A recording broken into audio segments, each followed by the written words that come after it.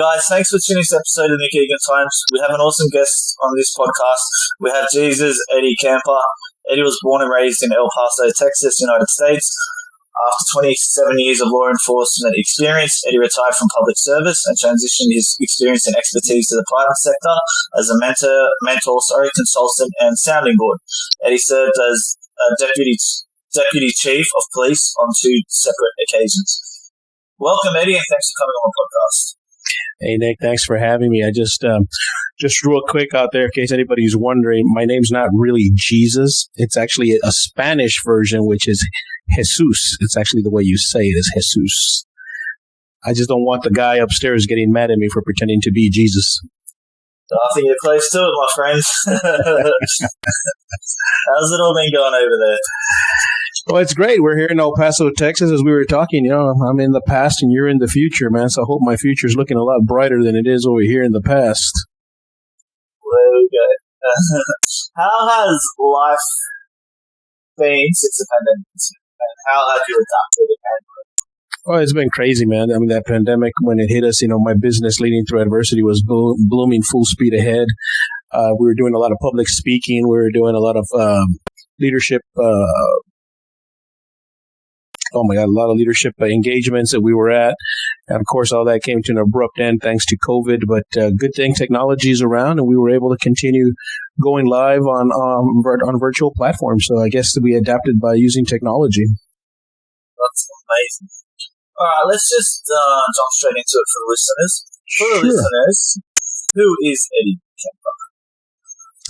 Well, yeah, you kind of set it off there. I was born and raised in El Paso, Texas. If anybody knows that, we're West Texas.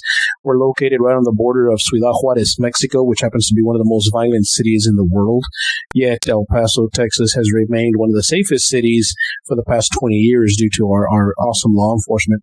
You're right. I was a chief deputy here with the El Paso County Sheriff's Office, which means I was one step below the sheriff. And the sheriff here, I'm not sure if you have sheriffs in Australia, but sheriff here is the lead law enforcement agent for the county. And I was number 2. I went on to serve as a chief of police for 2 different cities in my time. Served as a state director for the state of Oklahoma's Council on Law Enforcement Education. Have a master's degree, getting a PhD here. Just finished writing a book. I'm an entrepreneur. I own my own businesses. I retired from law enforcement on December 20th after 27 long years. Married and have 3 beautiful kids and a proud owner of a 7-pound Yorkie. Wow, mate, that's incredible. Well done. It sounds like you've lived a great and interesting life. It's been good. I can't complain. That's good. All right. Tell me about your story. So, talk to me about growing up in El Paso, what it was like, your family, everything generally like that. Yeah, so I grew up in El Paso. I was the only child of my mother. She was a single parent. She has 7 brothers and sisters herself. She actually dropped out of school in the 8th grade to help my grandmother raise them. Then I came around later in life, and my father was never in the picture. So my mom usually worked 2 or 3 jobs to keep a roof over our head. I was actually raised by my grandmother here in El Paso. El Paso is a very diverse community. We're about a million people population. We're home to Fort Bliss, the second biggest military base in the nation. I grew up poor. I grew up a poor kid on the wrong side of the tracks, and everybody kind of considered me the underdog. I was never really supposed to achieve anything. It's pretty sad when the majority of your family also, thinks that you're not going to achieve anything because of the circumstances. No dad, no mom with no education. A mom was never in the picture because she's always working, raised by my grandmother. So, I think it hit everybody by surprise when I actually became probably the most successful person in my family. So, that was interesting in it with itself. 27 years in law enforcement, 20 years with the El Paso County Sheriff's Office, have 3 beautiful children, beautiful wife who's also an administrator. And growing up in El Paso, it's just awesome. It's just desert landscaping. It's beautiful. It's beautiful sunsets, sunrises. You can't ask for anything better. Yeah, I've got to get over there. I've done a lot of the United States, but I haven't been there. That's one place I want to go to. Well, you'll love the food, man. If you're ever here, let me know. I will. I'll hit you up for sure. That's us. All right. Tell me about being in the law enforcement for 27 years. For me personally, that's an incredible feat. Obviously, you rose through the ranks, and you would have obviously met some interesting characters and seen some interesting stories and dealt with a lot of things. So yeah, tell me about how it was and what life was like, and yeah. Yeah, being in law enforcement is exciting. I mean, it's not as exciting as it is on television. The majority of our time is actually sitting behind a desk, typing out reports and things like that. But there was a lot of exciting times, especially here in El Paso. We were, like I said, we bordered the most violent city in the world. And we have a little bit of spillover, but, coming up in the ranks, it was a lot of fun. Got to meet a lot of different characters, a lot of different people, criminals within themselves, they're interesting. Been involved in a couple of officer involved shootings, have had some pretty good stories, had some pretty sad stories. 27 years in law enforcement. The last 13 of those years were actually spent as an administrator, as a chief deputy, or as the chief of police in itself. So a lot of the times, my job really revolved around more of the leadership aspect, leading the men and the women of the force, coming up with initiatives like our No Colors, No Labels initiative, and our Santa with a Badge program, things like that, and making sure that they had everything that they could to maintain, the peace and order in the United States. But I got to meet a lot of exciting people, did a lot of executive protection. I got to meet former President Bill Clinton, George Bush, Russian Prime Minister Gorbachev. I've had a blessed career. I think we've impacted the lives of many people in a positive manner in those 27 years. And law enforcement's a calling, man. It's just something that you feel inside of you, and you're drawn to it. You just have that need to help people. You're a you're a public servant, and you just do everything you can to help the community. But yeah, I mean, I could go on and tell you a whole bunch of stories, and you'd sit there laughing. And just a quick story. One of my favorites is when I was still a young patrol officer out in the field. We pulled over this individual who had been drinking. Pulled him over, and we stopped him, and we're talking to him, and he's all like. And I'm going to translate it into English because it's a lot funnier in Spanish because that's what he was saying. But he looks at us and he's like, "Oh, dog." We're like, "Dog," and he's all like, "Yes, roof, roof, dog, run, who, bunny rabbit." Like, oh my God, what the heck's wrong with you? So, we end up handcuffing him, bringing him into the station. My partner at the time, Mondo, decided it would be really funny to put on the mcgruff hat. I don't know if everyone's familiar with the mcgruff. It's a crime dog. It's a mascot. So he puts on the mask and he goes over there and he knocks on the cell where this guy is. And he's all like, "Oh, bunny rabbit, dog. And he's just going ballistic, right? So, when we get him down to the magistrate and we bring him there, he starts telling the magistrate the same thing. Basically, what he was trying to say is that the reason he was swerving all over the place was because the big giant Bugs Bunny, everybody knows Bugs Bunny, was being chased by this big giant dog. So in order not to hit Bugs Bunny or the dog, that's why he was swerving all over the place. And when he goes on and he tells the story to the judge's like, "Oh my God," whatever, kind of just throws the book at him and sends him off to jail. But that was one of the funny stories. It's a lot funnier in Spanish and the characters and but it's hilarious. What's probably, apart from that story, what's probably a memory that really stands out for you in the whole time?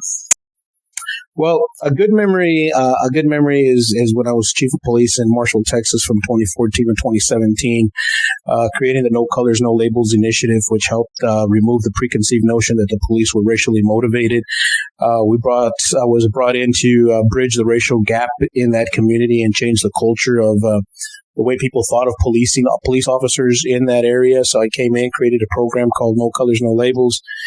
And that program helped reduce crime rate by 20%. I had fully staffed the department. We were able to reduce our homicides from 6 in 1 year to 1 the following year.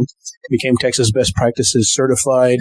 Created a public integrity office, the Office of Public Integrity for the first time in that session. And in 2017, because of my ability to bring a unity between the Caucasians and the African Americans in that community and tighten up that racial gap, I was awarded the Martin Luther King Humanitarian of the Year Award for 2017. So to me, that was one of the best memories of my professional career.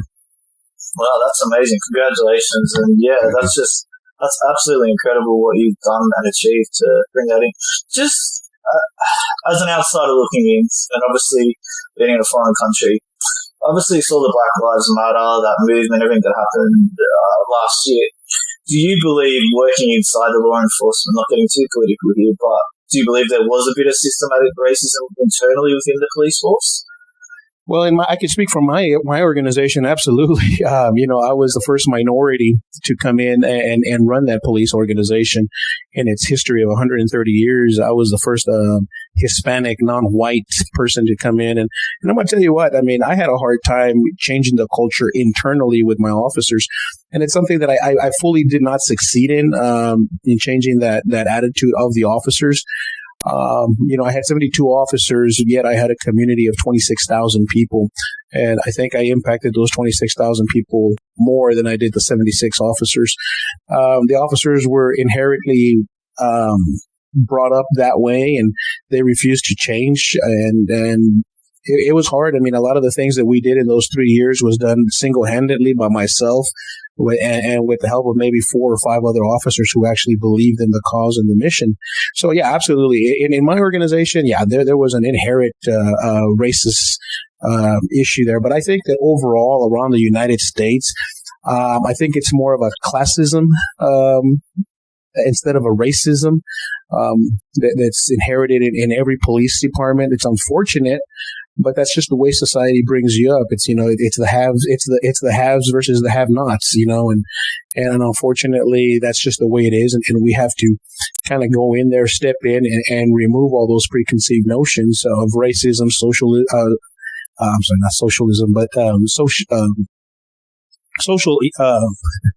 classism. I'm sorry. We have to remove those notions, and there's a great inequality around the nation. It's not the fault of the police. It's not the fault of the citizens. It's the fault of the government that has a broken system that it is in drastic need of repair. Yeah, that's great insights. Thanks, Jack. What made you want to get into the police force? So, like I mentioned earlier, I grew up without my father, and my family, while the majority of them were kind of like, put me down. I mean, I had an uncle who once told me that I was, he would be very proud of me as long as I succeeded and became a manager at McDonald's, and that he would be proud of me as long as I didn't end up behind bars. And I was like, oh, thanks. I was like, gee, great way to hit my momentum there. And then I had another uncle who helped me out a lot, and him and my aunt, and he was a law enforcement officer, so I kind of looked at him as my father figure. I got to spend a lot of time with him and his family. They kind of took me in when my mom wasn't around, and they're the ones who took me on a vacation every once in a while, took me to the movies, when they went. So I spent a lot of time with him, and I just kind of wanted to mirror his life, and I guess that's the way it started. But once I got into it, I kind of just realized that it was a calling, and it was something that I wanted to do to be able to help my fellow person. Going through, obviously, coming from the background and the culture that you were from, did you have any issues with your family, obviously, because you were going into police force with people that were maybe against the idea of being, I guess, a public servant and on that side of things, as not being a regular civilian, I guess? No, so like I said, my family, they were all professionals. They all had, really good jobs, 9-to-5 jobs. They were the perfect couple. They were married. They were a full household. The 3 kids and the 1.5 dog. However you count 1.5 dog, I don't know. That's the way our U.S. Census counts things. But they were all law abiding. So they thought that being a cop was a good thing. They just never expected me to become a cop because I'm supposed to be the guy who was supposed to end up behind bars or dead of a drug overdose or something like that. So, they were kind of stunned that I became a police officer in law enforcement. And then as I moved up, I think they were just kind of shocked, like, how the hell did he, he completed college. He's married. He has kids. He has a house. He's got a little bit of money. He's got businesses. He's the chief of police. How the hell did he accomplish that? So I think it was a little bit more of a shock to them than anything else, I think. That's incredible. I have nothing but respect for you. Yeah. Obviously, yeah, coming from where you have to where you are now, I just, wow, it blows my mind. It's mind-blowing. All right. Tell me about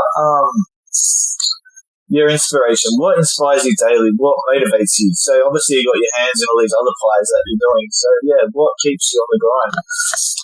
Well, honestly, I guess if I hadn't gone through all the things I went through because of my family and seeing my mom's work ethic, is basically it's fear. It's fear of not being able to provide for my family. It's fear of showing my family that they were right.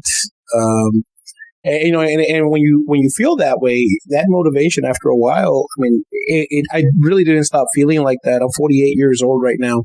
And I didn't really stop feeling like that till I was 46. That's a long time to carry that burden of feeling that you have things to prove to people. And now, I mean, I've reached the pinnacle of my career, three times. I've been a chief of police twice, a state director. Graduating here on March of next year with my PhD in public service leadership. I'll be Dr. Campa.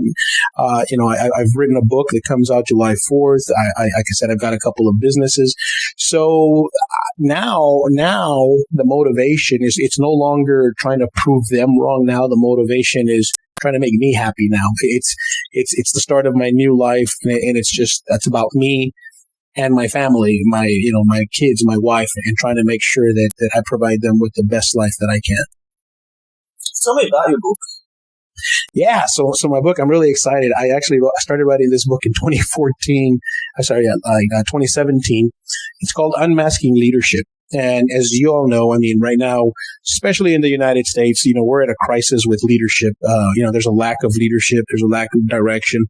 Without getting political, the last 4 years we're tenacious here in the United States, to say the least. And I just basically, my book is called Unmasking Leadership, and it teaches you what they don't teach you about leadership in schools. Leadership is basically, while it has its inherited definition of what leadership is in the dictionary, people in society have decided that doesn't really matter. It's their perception of leadership. So as long as they can relate to you, associate their beliefs and patterns with you, you're a great leader. And that's not the way leadership works. Leadership, they say, is about influence. Well, it's not necessarily about influence, because a man with a gun, somebody with a gun automatically has influence over you. That doesn't mean he's a leader. So it's basically based on perspective, and it goes into detail as to the different traits, the different makeups of what leadership is, the truth about how once you get to the top, everybody loves you. When you're at the top, everybody loves you because you can do things for them.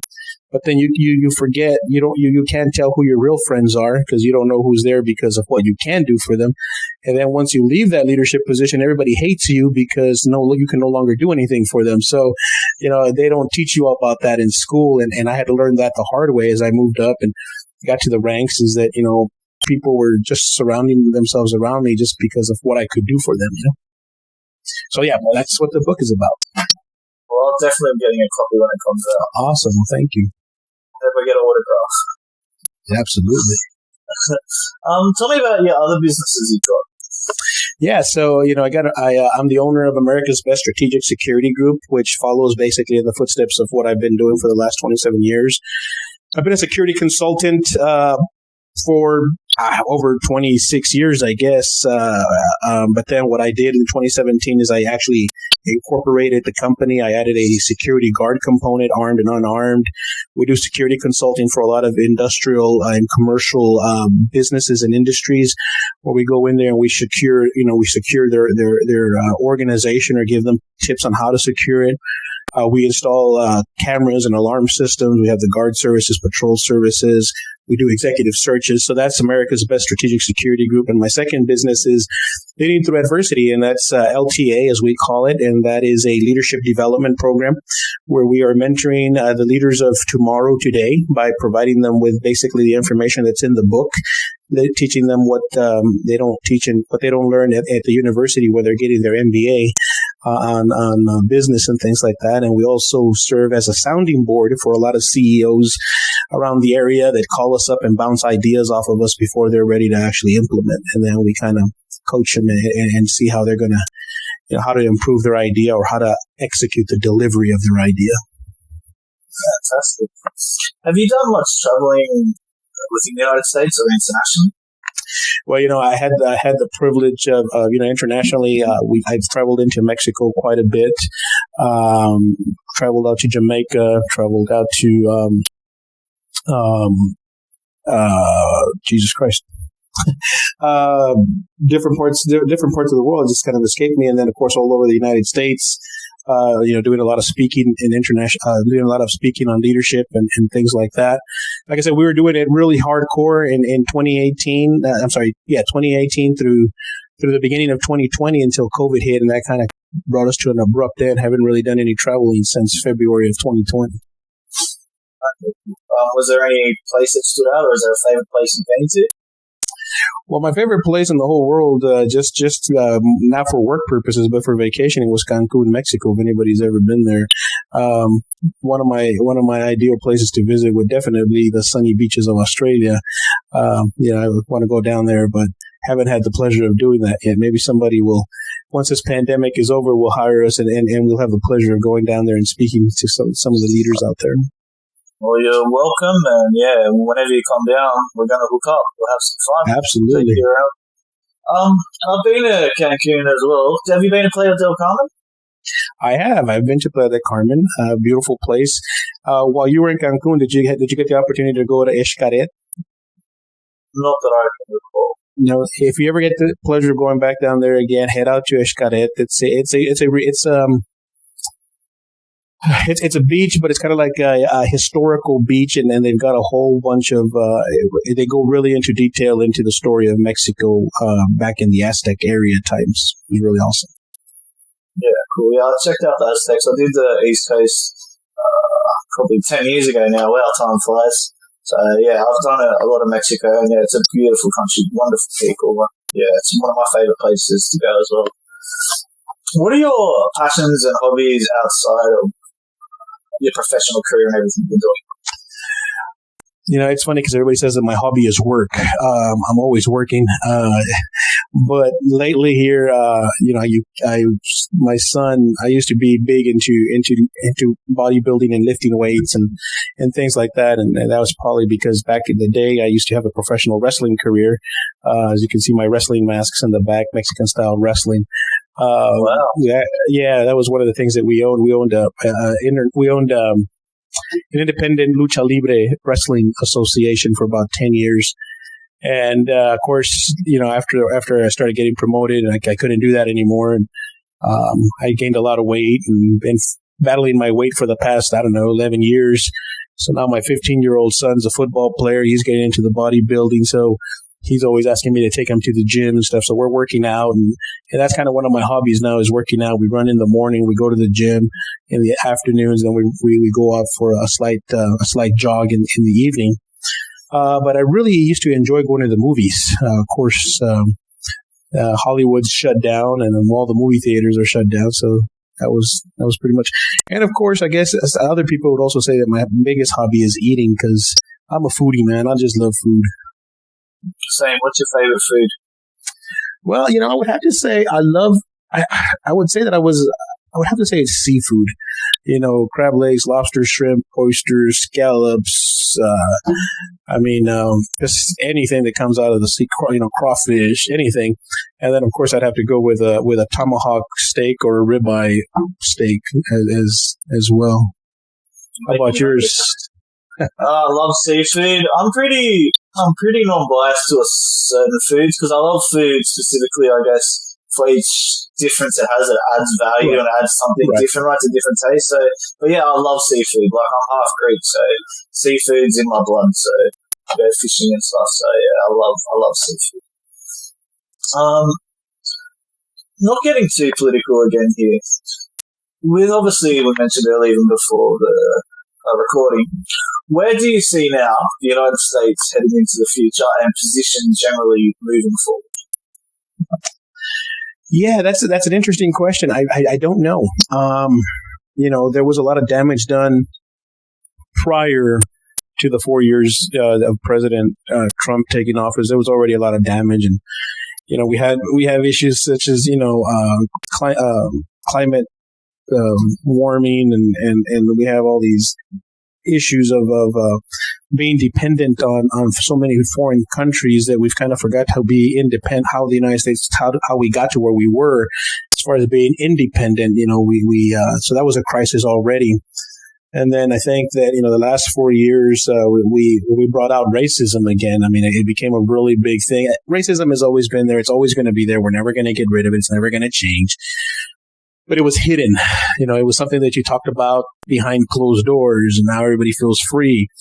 While social media is phenomenal, we've got I've been a victim of social media, fake news things. I've had articles written about me, accusing me of doing some hellacious things, while I was the chief of police, embezzling money and doing this and doing that.